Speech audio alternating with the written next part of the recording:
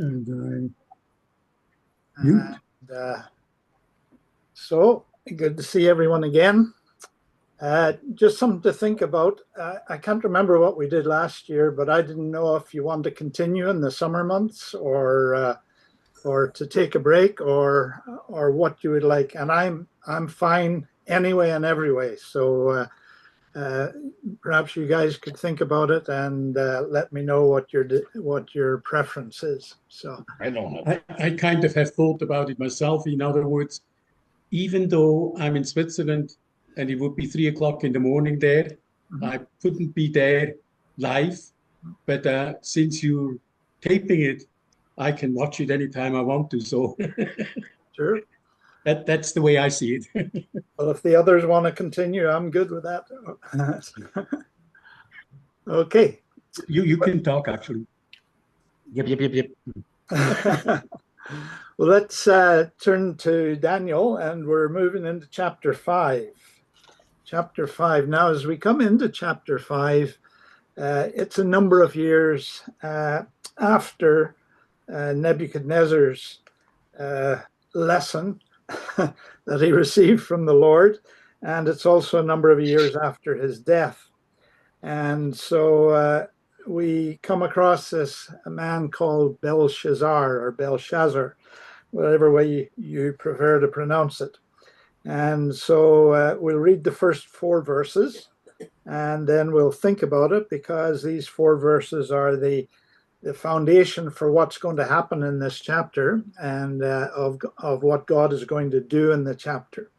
And so we'll think about it a little bit extensively, and set the scene for what God's going to do.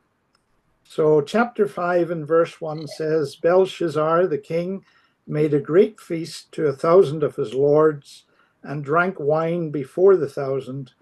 Belshazzar, whiles he tasted the wine, commanded to bring the golden and silver vessels, which his father Nebuchadnezzar had taken out of the temple which was in Jerusalem, that the king and his princes, his wives, his concubines might drink therein.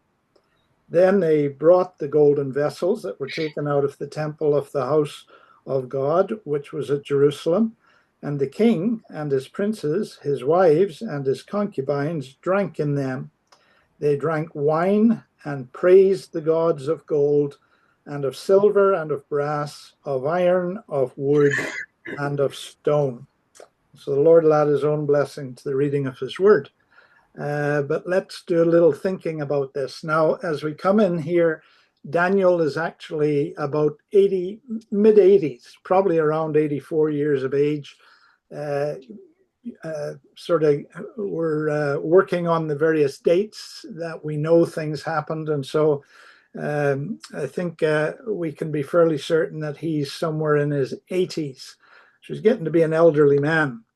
And Nebuchadnezzar died in 562, and Babylon will fall. In this chapter, we'll see Babylon's fall, and Babylon's fall is in 539 BC. And so it's about 24 years since Nebuchadnezzar died. And in chapter 2 and verse 39, it says, After thee shall arise another kingdom inferior to thee, and another third kingdom of brass, which shall bear rule over all the earth. And so this is going back to the vision that Nebuchadnezzar had, the very first vision that Daniel interpreted, and not only interpreted, but actually said what the dream was, or what the vision was, and then also gave the interpretation after he and his friends had consulted the Lord. And so what is said here in verse 39, after thee, that is after Nebuchadnezzar, shall arise another kingdom inferior to thee.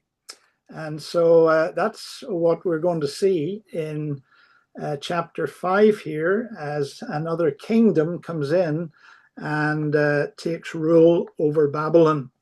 And so there's approximately 23, 24 years between that and chapter 5, actually between chapters 4 and 5. And so we are actually jumping ahead because you'll remember the structure of this book. It is a structure where chapters correspond with each other. And so chapter 5 will correspond with chapter 6, but we will see chapter 7 and 8, and they correspond to the chapters that we've already looked at. And so if we go to chapter 7 and verse 1 for just a moment, we'll see Belshazzar mentioned there again, and it talks about his first year. Now in chapter 5 where we are, it's not his first year, this is going to be his last year. And so he will have ruled for about 10 years as king. We'll explain that in just a moment. But here in chapter 7, it talks about Belshazzar's first year as king of Babylon.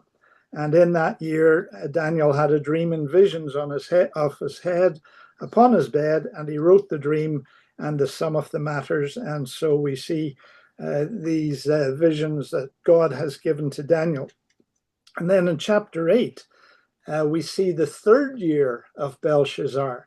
And so in chapter 8 and verse 1, in the third year of the reign of King Belshazzar, a vision appeared unto me, even unto me, Daniel, after that which appeared unto me at the first.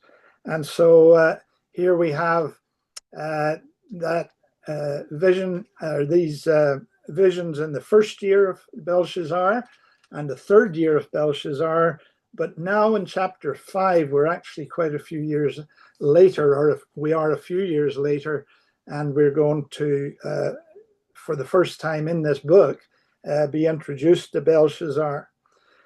And it's literally on the eve of his death, because we will see that as the kingdom is taken over, Belshazzar meets his end.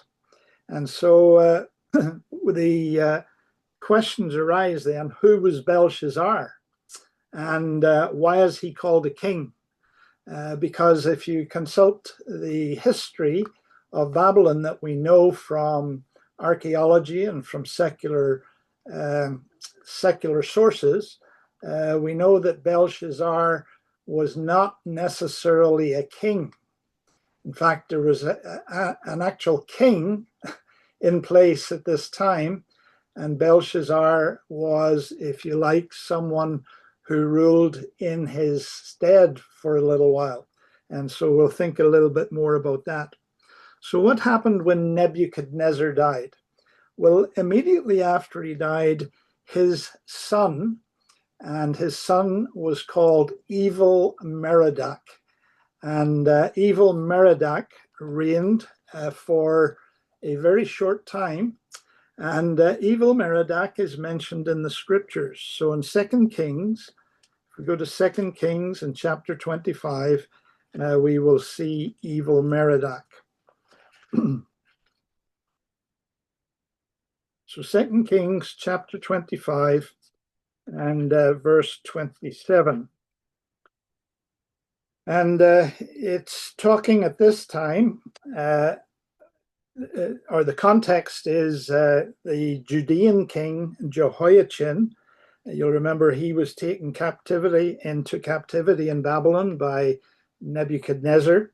And it says in verse 27, it came to pass in the 37th year of the captivity of Jehoiachin, king of Judah, in the 12th month, on the 27th day of the month, that Evil Merodach, king of Babylon, in the year that he began to reign, did lift up the head of Jehoiachin, king of Judah, out of prison, and he spoke kindly to him, and set his throne above the throne of the kings that were with him in Babylon, and changed his prison garments, and he did eat bread continually before him all the days of his life.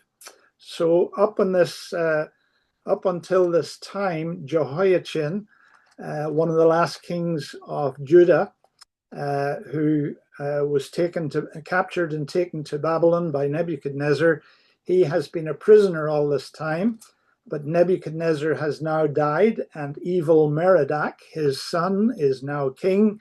And one of the things that evil Merodach does is to show some mercy and kindness to Jehoiachin. It's interesting because, as with many things in the scriptures, secular historians and archaeologists, etc., they want to come and tell you that there's no evidence of some of these things that you see in scripture. And one of the things that they historically have said that there was no evidence for was concerning Jehoiachin in Babylon. And of course, God always proves them wrong. And in more recent archaeology, there were clay tablets found in Babylon. And those clay tablets were a record, because they kept meticulous records.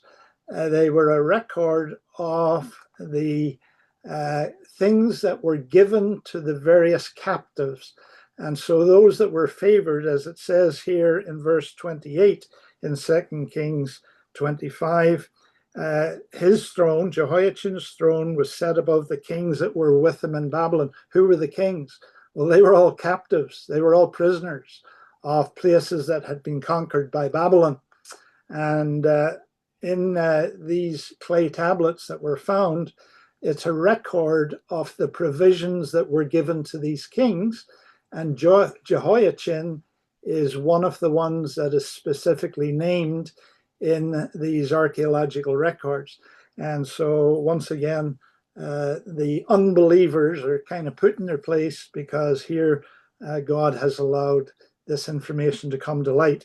Now, of course, we don't need archaeological evidence to prove to us that the Bible is true. We know it's true, but it's always interesting when these things come up and demonstrate that the Bible absolutely is true.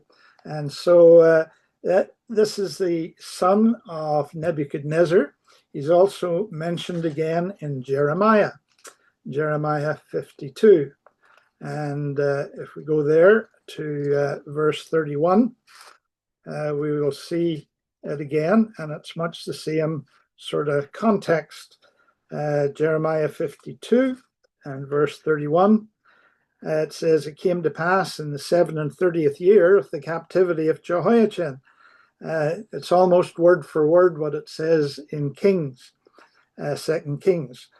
King of Judah, in the 12th month, in the 25th day of the month, that evil Merodach, king of Babylon, in the first year of his reign, lifted up the head of Jehoiachin, king of Judah, and brought him forth out of prison, and spoke kindly to him, and set his throne above the throne of the kings that were with him in Babylon, changed his prison garments, did continually eat bread before him all the days of his life, and for his diet there was a continual diet given him by the king of Babylon every day, a portion, until the day of his death, all the days of his life. Now, a little tidbit that's in this portion that wasn't in the 2 Kings portion is that evil Merodach did this in the first year of his reign. That's important because he actually didn't reign a long time. In his reign, even though he showed kindness to Jehoiachin, yet his reign is noted for being absolutely arbitrary. He ruled as a dictator. Now, you'll remember Nebuchadnezzar, he ruled as a statesman, but evil Merodach ruled as a dictator, and he was also licentious. He had very little in the way of ethical behavior. And so in 560 BC, he was assassinated by Neriglissar. Now, Neriglissar was a man who is also mentioned in the scriptures. And so if we go to Jeremiah 39, we will see his name there, except it appears a little different in Jeremiah. In Jeremiah verse 3, it says, all the princes of the king of Babylon came in and sat in the middle gate. And even Nergal-Sharezer. Now that's Neri-Glissar. Neri-Glissar or Nergal-Sharezer.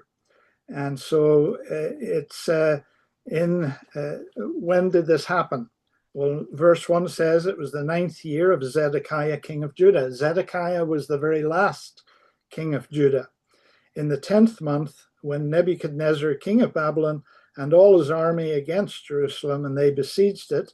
And in the 11th year of Zedekiah, in the 4th month, in the 9th day of the month, the city was broken up, and all the princes of the king of Babylon came in and sat in the middle gate, even Nergal-Sharezer. And then it gives a list of other names of the princes of Babylon.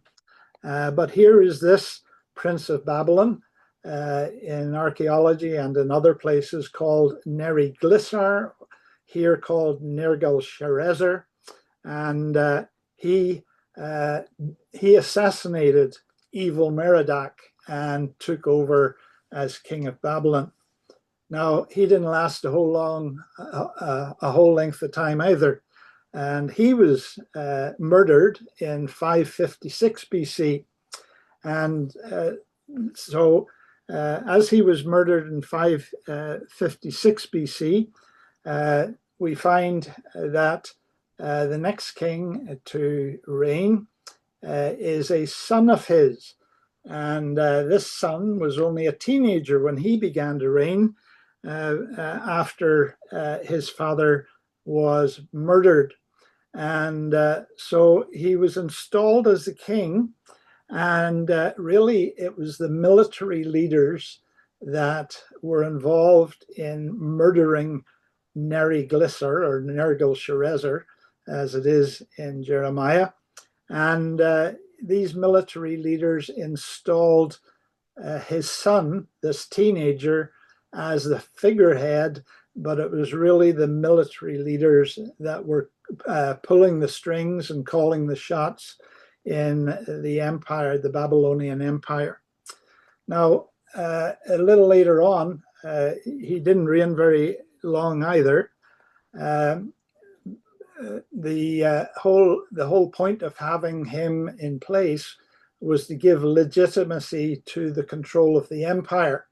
If the military leaders had put one of themselves forward in control of the empire, it would have really looked like a military takeover, but they could kind of fudge it a little bit. By putting the son of Neri-Glissar in place, even though they had murdered him, it could make people think, well, it must have been somebody else that murdered him. It wasn't this bunch. And so, because they have put his son in place. And so the son was there also for a relatively short time. And then he was beaten to death. And there were a number of conspirators. And one of those was a man by the name of Nabonidus. And so we have Nabonidus coming into power. And why would they want someone who appeared to be a strong leader in power? By this time, Cyrus, who would become known as Cyrus the Great, and of course it was under Cyrus eventually that the Judeans were encouraged and permitted to go back to Israel to rebuild the temple. And so at this time, we're not at that point in the history. At this point, Cyrus is just gaining a reputation as a military leader, and he is conquering much. And so the empire in Babylon is concerned that Cyrus will come against Babylon and that they will lose the empire. And of course, along with that was the idea that we have internal weakness. There's been this sort of regular change of leadership, in a very short space of time. And so the administration of the empire was facing a certain weakness from within. And as well as that, then there's the growing power of the Medo-Persian alliance, the alliance between the Medes and the Persians under the leadership of Cyrus. And so that's a threat to them. And so Nabonidus is put in place, or he takes the place. He's one of the conspirators who killed or beat to death the teenager who was put in before him. And so these conspirators, they appoint Nabonidus as the king in 556 BC. And Nabonidus actually has a reign of 17 years. And now you might think, well, if Cyrus is gaining power, and they're afraid of that, of the Medo-Persian Empire coming, that it wouldn't take that long. But Cyrus was already consolidating his power all throughout other parts of the Babylonian Empire, conquering parts of it, and eventually he would end up coming directly against Babylon. And so Nabonidus has this opportunity supposedly to bring some stability to the empire. He had been a general in Nebuchadnezzar's army, but as well as being a military general, he was also a scholar. In fact, in some places they regard him as the first archaeologist. Why? Because within the Babylonian Empire, he would do archaeology. He would dig up the ruins of places that were there from antiquity as far as his time was concerned. And he especially was religious. He was from a priestly family, obviously not a priest of the Lord, but a priest of some of the gods, and a particular god called Sin, S-I-N. And he came from this background. And so really his primary interests were not so much military interests, even though he was installed as the king, and installed there because he was a genuinely good battlefield strategist. He really was a good soldier, but his interests lay more in history and in archaeology, digging up things from the past. And he did not worship Bel. Now, if you remember, Bel was the overall god of Babylon. There's a whole bunch of gods, of course, but Bel is the chief god. That is the god that Nebuchadnezzar worshipped before before Jehovah had his dealings with Nebuchadnezzar. And this god Bel was also known as Marduk. And so it's Bel or Marduk that Nebuchadnezzar worshipped and was the god over Babylon. Now, when Nabonidus came in, Bel wasn't his chief interest. It's this other god called Sin that is his chief interest. And I'm telling you this because it's going to have an effect on what we see in chapter 5. And so in worshiping Sin, as I say, Nabonidus had an interest in these things, and he often went to a place. He would leave Babylon for extended periods of time, and he would go to a place where he actually built a temple to his god Sin, and it was quite a ways away. He would go to this place and live there for a time, a place called Taima, T-A-I-M-A, that was in Arabia. So it's a long way away from Babylon. And he would go there, as I say, for extended periods of time, building a royal residence there, building a temple to his god Sin. And when he went away, he would leave someone in charge in Babylon. And so even though he was the official king, when he went away, he left his son, Belshazzar, as the ruler of Babylon. And so that's why Daniel is absolutely accurate when he says here that Belshazzar the king made a great feast to 1,000 of his lords. It isn't a mistake, because from archaeology again, we know that Belshazzar was not the official king. Nabonidus, his father, was the official king, and Belshazzar was made co-regent, that is, like a partner king to his father, so that when the father was away, Belshazzar was the man in charge. And we find out that Belshazzar was left in charge in about 553, and he was actually there for a period approaching 10 years without his father being there regularly. And so Nabonidus was off in this place in Arabia, and Belshazzar was in place as king. And so he, of course, he has all the trappings of the king. He has the power of the king, and he thinks of himself as something that's important. And that's the gentleman that we are coming up against here. Now, one of the things about Belshazzar was it is suspected that Nabonidus was actually married to a daughter of Nebuchadnezzar. So, in effect, Belshazzar was Nebuchadnezzar's grandson. His mother's name was Nitocris, Nitocris, who was a daughter of Nebuchadnezzar.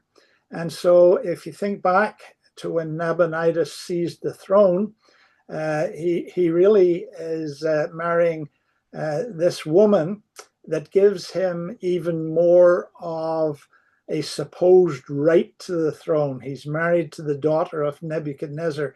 This is all these internal politics that we see in glimpses in other parts of the scripture, but that Daniel simply jumps right over and starts to talk about Belshazzar. And so Belshazzar is here in control, and the Medo-Persian Empire is coming in on the city. Now, where was Nabonidus at this time? Well, because of the immediate threat of Cyrus and the Medo-Persian Empire, Nabonidus had actually come back to Babylon, and he gathered up troops from Babylon, and he went out to build an army from his empire to gather in other troops to actually go out and meet Cyrus to seek to defeat him well away from Babylon. But it didn't work because Cyrus defeated his army and captured Nabonidus. And so at this time where Belshazzar is going to have this great feast, his father Nabonidus is already a prisoner to Cyrus the Great, and the Medo-Persian Empire is literally at the gates of Babylon. And so I guess we understand now why Belshazzar is named a king when he is not in the history that you dig up by archaeology and from ancient history. We know that he wasn't a true king. He was simply appointed as a co-regent with his father by his father, and it was to maintain the empire while the father was away doing what he was interested in doing, mainly archaeology and history and studying, etc., except when he had to take action to try and go out against Cyrus, and that didn't go so well for them. And so actually, when he was defeated, he actually went to a place south of Babylon called Borsippa, and it was when he was in Borsippa before Cyrus came against Babylon properly, Cyrus went to Borsippa, defeated that city, and that's where he seized Nabonidus as a prisoner.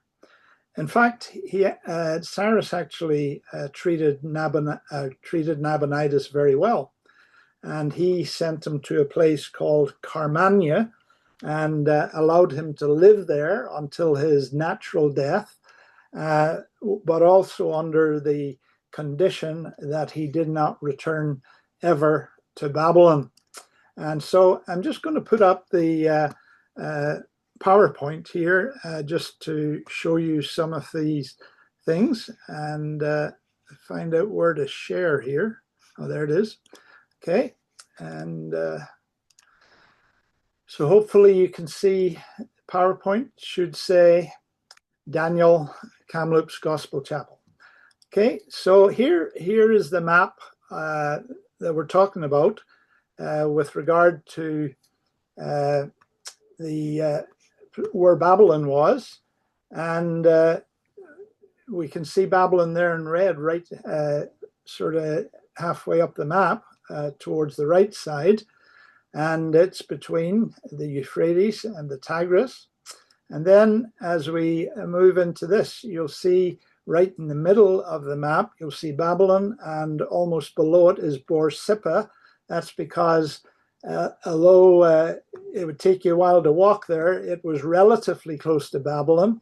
And this is where Cyrus went, where Nabonidus had got defeated in battle and ran to this place. And then Cyrus came after him, besieged the city there, and took Nabonidus as a prisoner. And then, as in this one, you'll see sort of to the right of center and about a quarter of the way up, we see this place called Carmania. And that's where Cyrus allowed Nabonidus to go and live out the rest of his days. You'll also notice in this map, almost in the center from left to right, right above where it says Babylonia, you'll notice above the B of Babylonia, you have Babylon, and pretty much above the I and A of Babylonia, you have Susa. And we will see Daniel later on talking about receiving visions while they are in Susa, the palace. And so that gives you an idea. They moved back and forward between these places. There were advantages in each. Sometimes it was for the weather. Sometimes it was for other reason. But they had these major cities then, and Cyrus used these later on when he conquered Babylon. And so the next question really we have, we've answered who was Belshazzar and why was he called a king?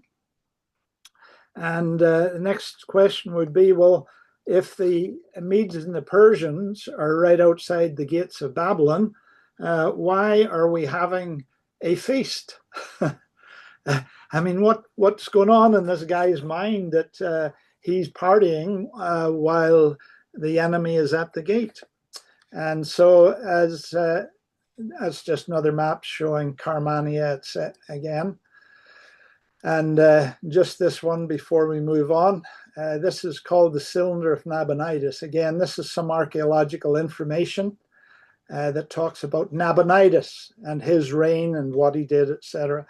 And archaeology has pulled up a number of cylinders, not only on Nabonidus, there's actually one with regard to Nebuchadnezzar as well as other archaeological information about him. Just wanted to show you that because that's where we get some of the information from secular history about Nabonidus. Now, we'll go back to this again.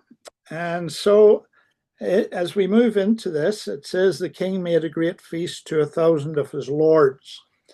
Why would there have been 1,000 of his lords? The word lords there really has to do with officials. It's a group word for people of importance in the empire. And now, why would there be so many hanging around Babylon? Well, obviously, it's because all around Babylon in the empire, it's been conquered by the Medo-Persians. And so those who were in leadership have kind of fled to Babylon for safety. And so we have this great number in the capital city itself. Now, in comparison, it's not a great number. Why do I say that? Well, we know from history again that to have a great feast was a way in which the rulers in Assyria and Babylon and Persia, all these great empires, they considered feasts as a way of demonstrating their greatness and the glory of their kings and the kingdoms. And so this is the idea here as we come into chapter 5, that Belshazzar, as one part of why he's having a feast, it is to demonstrate his glory and the glory of Babylon. But just by way of numbers, this 1,000 lords kind of pales in significance. We know from history that Ashurbanipal II, at the dedication of a new city he built by the name of Calah in 879 BC, obviously before Belshazzar's time, he had 69,574 guests at this feast that he had. And so you get the idea of the glory of the kingdom being demonstrated by the number of guests that are at these feasts. From history, we know that Persian monarchs, like Cyrus, Persian monarchs, they frequently had 15,000 guests for dinner daily. And it actually gives us from the archaeological records the numbers of animals that were slain to feed the people at these great feasts. And of course, we even see, as far as Israel and Judah is concerned, for instance, if we think of David, David had the son of Jonathan who ate at his table, along with others, all of the others that ate at his table. It doesn't give us the numbers, but certainly there was a lot more than just the local family. There was a whole bunch sitting at the table for the meals daily. We're told that Alexander the Great had 10,000 guests at his marriage feast. And so this feast that we see here with Belshazzar, in a sense, it pales in comparison to these great feasts. But at the same time, he's putting on the show. Now, why was it at this time? Why would it have been important to Belshazzar to have this feast at this time? And so from a Greek historian that comes along about less than a century after this time, he suggests, his name is Xenophon, and Xenophon suggests that Belshazzar was having this feast because it was the day of the annual celebration for the god Bel. And of course, Belshazzar is named after Bel. And so we know that it is October 13th in our calendar. And October 13th was the day of the feasting for Bel and to recognize Bel. But it's also going to be the day on which Babylon falls to the Medo-Persian Empire. And so we have a suggestion that this is what the feast is all about. And there's a number of reasons for that. Number one, you'll remember that Belshazzar is the grandson of Nebuchadnezzar. It's figured that Belshazzar was about 14 years of age when Nebuchadnezzar died.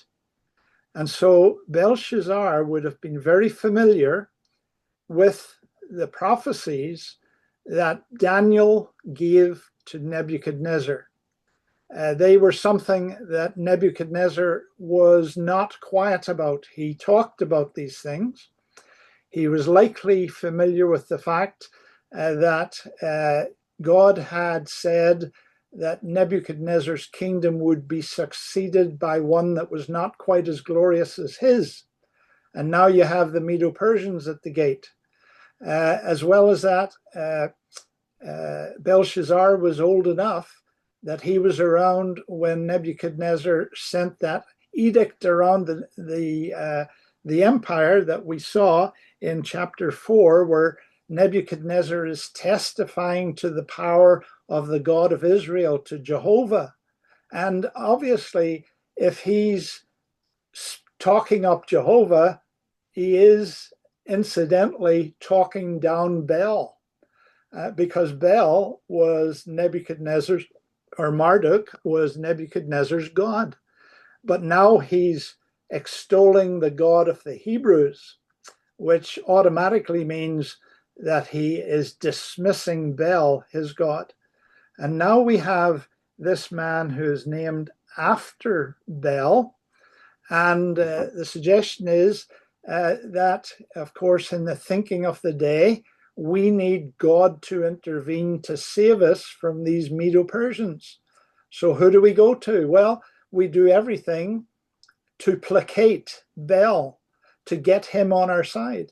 And so it's the day of the annual feast to Bel. So we're going to have that feast. We're going to come to Bel, and we're going to look to him, and we're going to give him as much honor as possible in the hope that he will act on our behalf. And if he acts on our behalf, we'll be able to defeat these Medo-Persians who are just outside the walls. And so I think that that's a reasonable thought with regard to what's going on here. We have this man, Belshazzar, whose name means Prince of Bel. We see the city in peril because the Medo-Persians are about to attack. We see Nabonidus, who has left his son as the king regent, but he has a limited army at his disposal in Babylon because Nabonidus took a big portion of them to go and meet Cyrus and got defeated. So he really doesn't have a significant army in Babylon to do anything against the Medo-Persians. And we see this news that has come that Cyrus has conquered all through the empire, and really only Babylon, the city of Babylon, is left. And so you can imagine that even though Babylon was regarded by the military, any sort of military expert in those days, it was regarded as impenetrable. Why? Because of the massive walls that were around it. In fact, it wasn't just one wall.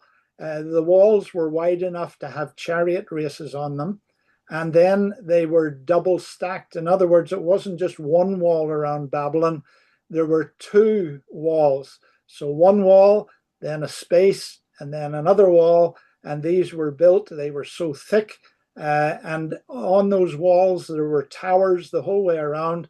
They've been estimated as perhaps 100 towers all around on the walls where you can see everything that's going on, where you can fight from, say, with bows and arrows, etc.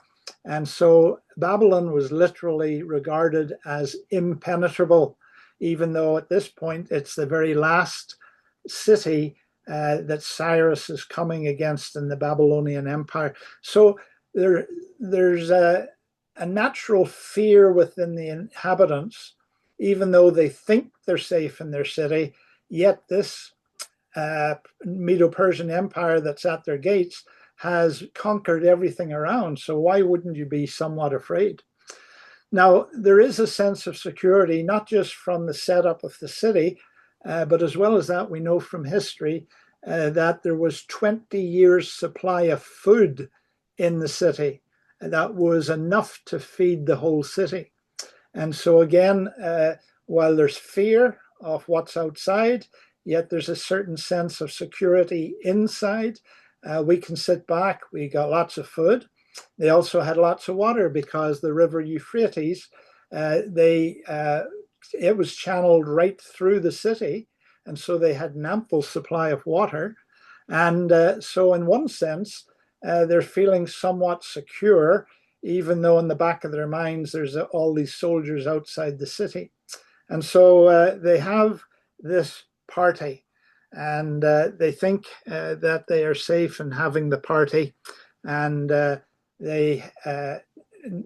Belshazzar has gathered all of the officials that are around in the city, this 1,000 people, and they are going to placate Bel so that he will act on their behalf.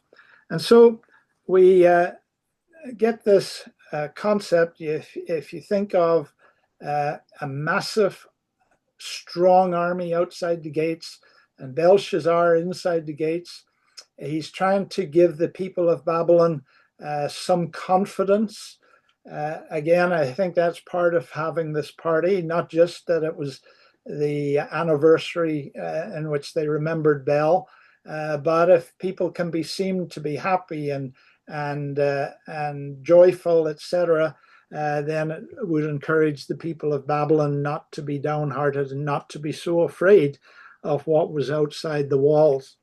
And so this feast, as we mentioned, actually had probably been neglected for a number of years. Why? Well, first of all, as I mentioned, Nebuchadnezzar had sort of superseded Bel with Jehovah of Israel. That was one reason. And then as well as that, we have Nabonidus, and his chief god wasn't Bel. And so for a number of years under his rule, when he's around, sin is the principal god that they're looking to. And so Bel, if you like, had been displaced to some extent for a long time. And again, it's another reason for Belshazzar to try and talk up Bel again, give him his rightful place. They would be maybe thinking that with all of these other gods that there have been for quite a number of years now, look at what has happened to us. So those gods can't have much power. I mean, Jehovah isn't going to deliver us. And he kind of displaced Bel, whereas Bel was our God. Bel's the one we should have been looking to, because it was under Bel that Nebuchadnezzar actually conquered his empire, again, before God got a hold of him. And as I mentioned, I believe he was eventually saved. But Bel was displaced. Nabonidus comes along after a few years, and Bel is displaced. And so perhaps in Belshazzar's thinking again is the nation or the empire of Babylon was built under Bel. We need to get back to Bel. It's kind of like us in our day looking at the condition of the church or the condition of our society around us, and we realize that we've got to get away from lukewarmness and mediocrity in the church. We need to seek the face of God again, and we need him to intervene and enable the gospel to go forward in power. Well, I would suggest Belshazzar was doing the same thing with his God. Bel's been put to the side. We got to get back to Bel. We got to seek the face of Bel, because it was under Bel that the Babylonian Empire was built up, and we got to forget these other gods. My grandfather Nebuchadnezzar kind of wandered away from Bel and started talking about Jehovah of Israel. My father Nabonidus, he's worshiping the wrong God. We got to get back to the right God and seek his face. And so really that's, I would suggest, as much of what we're seeing here as we enter this chapter and we see this great feast. And so this feast goes on. And as in verse 2, well, first of all, in verse 1, it talks about drinking wine before the 1,000. It's interesting because often in cases like this, where the leader was he kind of had a little party of his own, even within the greater feast. The leader and those immediately around him usually occupied a sort of private little place within the bigger group. And so it's unlikely that the people would have seen Belshazzar drinking, but the emphasis here is on the drinking. And he is not only drinking, but he is being seen to be drinking. He is leading the drinking, where it says here in verse 1, and he drank wine before the 1,000. That is in full sight of the 1,000. This is going to be a drunken party that he is conducting in honor of Bel. And so in verse 2, it says, Belshazzar, while he tasted the wine, he commanded to bring the golden and silver vessels, which his father Nebuchadnezzar taken out of the temple that was in Jerusalem, that the king, his princes, his wives, his concubines might drink therein. Now it calls Nebuchadnezzar his father, but the word father in those ancient languages referred to any male ancestor. So it's not saying that Belshazzar was the direct son of Nebuchadnezzar. It's simply talking about the fact that he's related to Nebuchadnezzar and has followed in the train of Nebuchadnezzar. In fact, a little later on, when the queen speaks to him, it says in verse 10, now the queen, by reason of the words of the king and his lords, came into the banquet house, and the queen spake and said, O king, live forever. Let not thy thoughts trouble thee, nor let thy countenance be changed. And in verse 11 it says, there is a man in thy kingdom in whom is the spirit of the holy gods, and in the days of thy father. And so again, not referring to his immediate father, who was Nabonidus, but to Nebuchadnezzar, who actually was most likely his grandfather. And so in verse 2, why does he suddenly remember these items of gold and silver from the temple in Jerusalem? And again, I think it has to do with this putting Bel back in his rightful place and disregarding that God, the Jehovah of the Israelites. And I mean, this is a long number of years, or a good number of years after Nebuchadnezzar died. Why would Belshazzar even think of these items? It's because they've been put in the house of Bel. Remember when Nebuchadnezzar took the items from the temple in Jerusalem, he brought them back and he put them in the temple of his God. And so it's kind of like, almost like these items are polluting the house of Bel.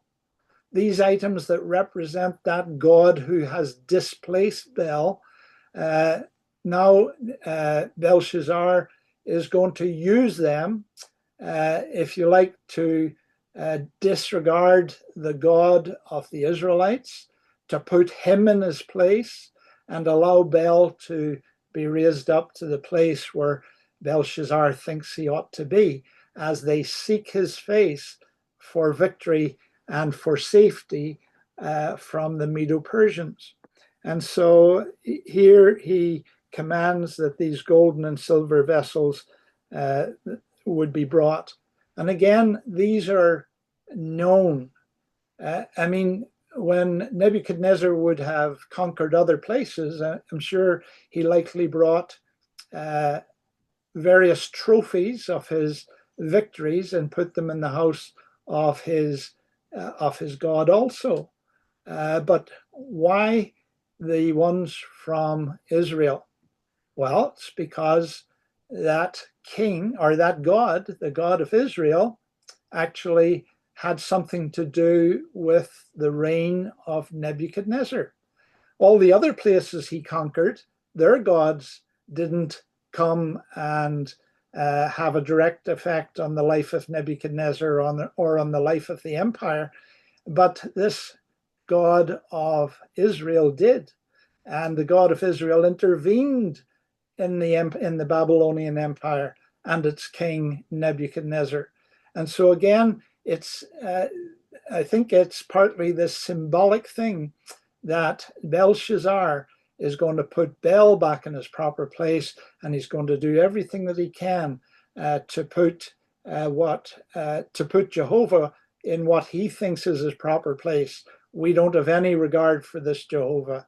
We will just treat the items from his temple as common things, and we'll drink with them and we'll party with them.